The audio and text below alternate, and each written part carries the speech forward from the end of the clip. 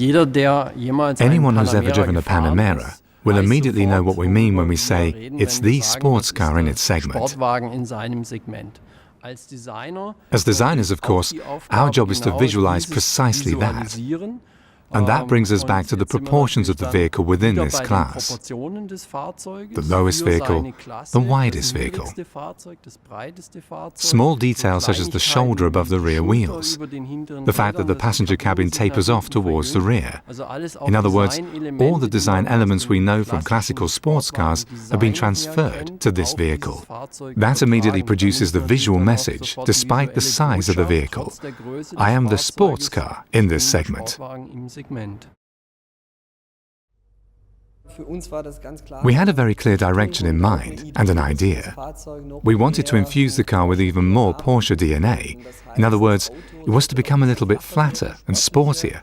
And the designers already had that in mind when making their first sketches. To me, this meant that I wasn't trying to present the car simply as a saloon, but to take it a step further. It was to be a sports car at the same time. The first generation we created was a vehicle that has lots of character. And we wanted to do the same with its successor, the new Panamera. That's why the line of the roof was settled right from the start. But the clear expectation was that it should be further optimized and improved compared with its predecessor. Looking at the tail of the new Panamera, it's the same issue, more pronounced, with more character. Again emphasizing the theme of width, reducing the optical height.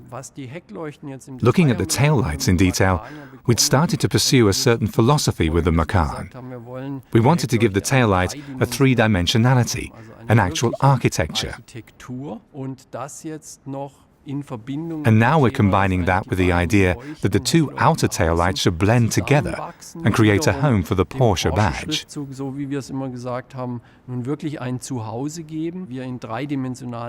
It will be particularly interesting to see what it looks like at night, which is when many vehicles basically lose their brand identity. Here, though, it will be completely clear and unmistakable, when I'm driving along behind the car at night, that it is, first and foremost, a Porsche.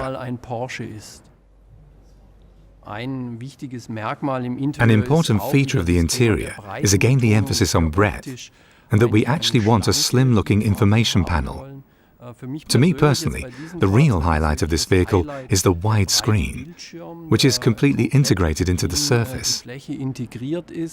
To achieve that, the vents, which are normally on the left and right, giving you the feeling that the screen is squeezed between them, have moved down. And again, the technical highlight is that they're closed when they are not being used. So these are all elements where I would say that as designers, we were given a great deal of freedom so as to be able to produce a very attractive design.